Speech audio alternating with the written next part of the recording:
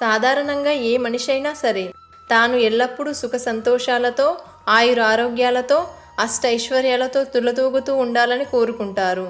కానీ మనం ఇప్పుడు తెలుసుకోబోయే ఈవిడ మాత్రం తన జీవితంలో ఎల్లప్పుడూ కష్టాలే ఉండాలని ఆ శ్రీకృష్ణ పరమాత్ముడి నుండి వరాన్ని కోరుకుంది.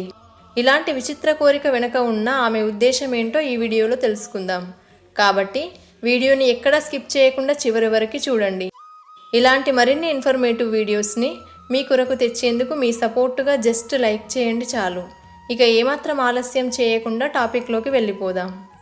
కురు రాజ్యానికి కోడలుగా వచ్చిన కుంతీదేవి తన భర్త అయినటువంటి పాండురాజు హఠాత్తుగా మరణించిన తర్వాత ఎన్నో కష్టాలను తట్టుకొని తన కొడుకులైన పాండవులందరినీ పెంచి వారిని ప్రయోజకులను చేసింది.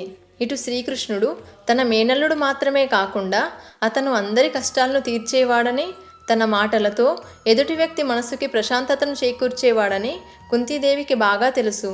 అందుకే మహాభారత యుద్ధం ముగిసిన తర్వాత శ్రీకృష్ణుణ్ణి కలిసిన కుంతీదేవి తనకు ఎంతో ఆత్మీయులైన యాదవులపైన, తన కొడుకులైన పాండవులపైన తనకున్న అనురాగ బంధాన్ని తెగదెంపులు చేసుకోవాలని ఉందని శ్రీకృష్ణుణ్ణి కోరింది. తనని అన్ని వేళలా అంటిపెట్టుకుని ఉండి కష్టాల నుండి, ఆపదల నుండి ఎన్నోసార్లు కాపాడి కంటికి రెప్పలా చూసుకున్న శ్రీకృష్ణుని రుణం ఎన్ని జన్మలెత్తినా తీర్చుకోలేనిది. కాబట్టి తన చివరి శ్వాస వరకు తనకి ఏదో ఒక కష్టం కలిగేలా వరాన్ని ఇవ్వమని కుంతీదేవి శ్రీకృష్ణుని కోరుకుంది. ఎందుకంటే సాధారణంగా ఏ మనిషి అయినా సరే తాను సంతోషంగా ఉంటే భగవంతుడి స్మరణకు దూరంగా ఉంటాడు. అదే మనిషికి కష్టం వస్తే భగవంతుడు గుర్తుకు వచ్చి ఆయనకు దగ్గరవుతాడు.